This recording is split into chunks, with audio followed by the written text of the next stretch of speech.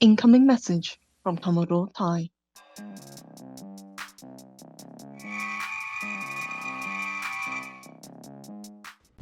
Hello, it's your Commodore here, Ty Coles, your commanding officer to pop culture, especially the nerdy stuff. And while you're here, why don't you hit that subscribe button, ring the bell, and smash that like button. Because, hey, it'll help out the channel, it doesn't cost you a cent. Make that your good deed for the day. So, we are now going to continue with Star Trek Picard. Engage. We will be looking at Season 1, Episode 9, Et.1, Arcadia Ego, Part 1. So, they're in the Borg transwarp conduit. The La Sirena is violently shaking because of all the turbulence in the conduit. But they managed to get there to Soji's homeworld in one piece.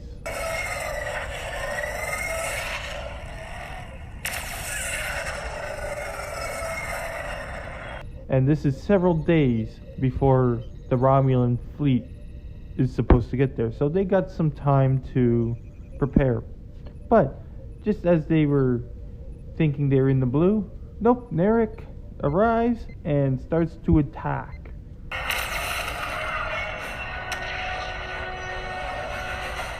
Puta madre! Our Romulan shadow is back. I can sit down.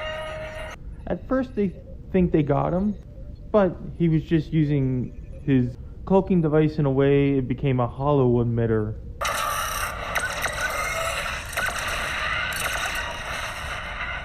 What just happened? He reversed his cloaking device, used it as a projector. My body.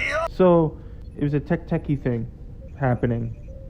But just as this is happening, the artifact, the Borg cube, comes through another transwarp gate conduit.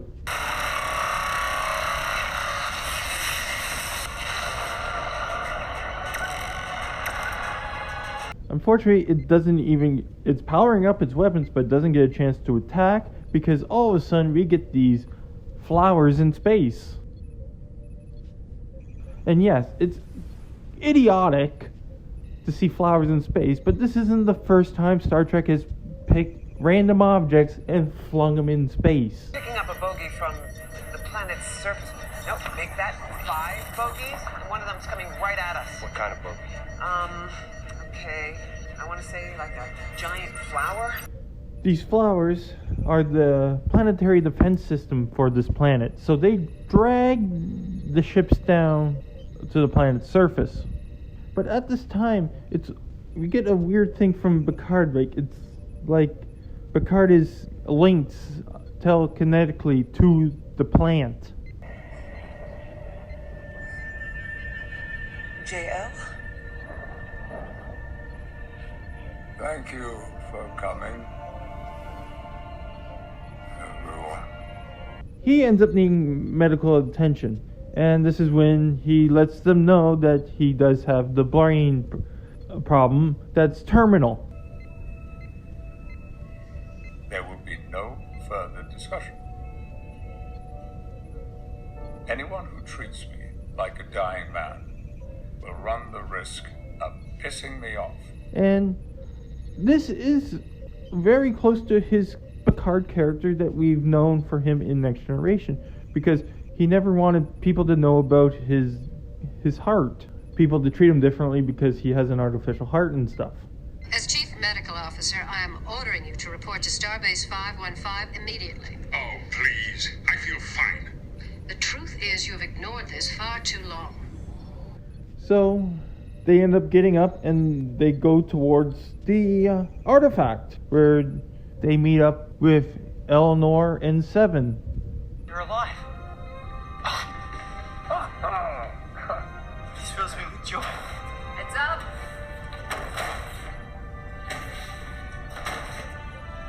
So you here to help with the cleanup, or do you just make messes? And the XBs still call Picard Locutus.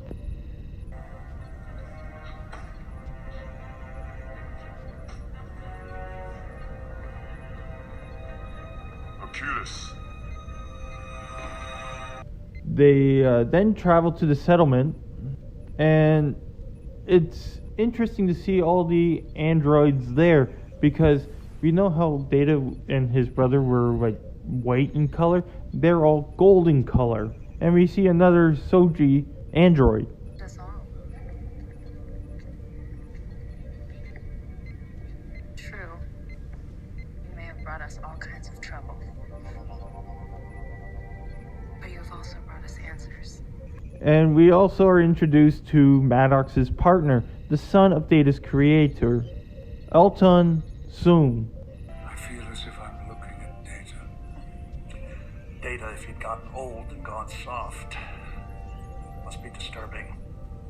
I know it is for me. Dr. Altan Inigo Soong, mad scientist. The Soji-like android, we find out her name is Sutra, and she mind melds to see O's vision that O showed Jurati. When they realize their creations do not age, or become sick, or die, they will seek to destroy them, and in so doing, destroy themselves. And she believes it to be a message to synthetic lives of a more advanced synthetic life forms, so they can help destroy the organic life forms. I experienced this so-called admonition. But unlike you, I understood it. For you, it was a warning. For us, it was a promise. Narek is captured. He's thirsty. Is this how you treat your prisoners? We've never had a prisoner before. How do the Romulans treat their prisoners? Let's change the subject. And escapes. But then we see one of the other androids get killed. Saga. Perfect golden eye. What did you do to your beautiful eye? I should have killed him. I wanted to kill him. They believe it was Narek that killed her. I think it was Sultan that killed her, just to prove her point. I experienced this so-called admonition. But unlike you, I understood it. For you, it was a warning. For us, it was a promise. And at the end of the episode, Picard is under house arrest. What? They're moving forward to try to get these advanced artificial life forms in, so they can destroy the organics and become the destroyers that the Romulans were warning them about. And the Romulan fleet is a day away. Status. 24 hours till landfall.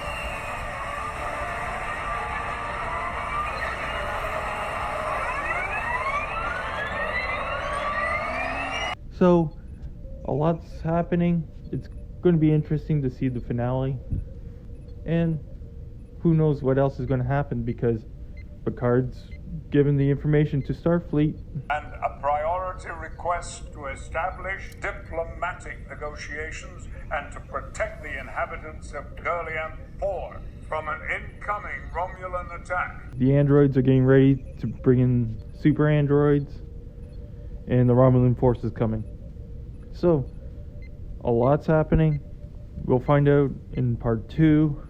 So for your Commodore, Ty Coles, live long and prosper. Hailing frequencies closed.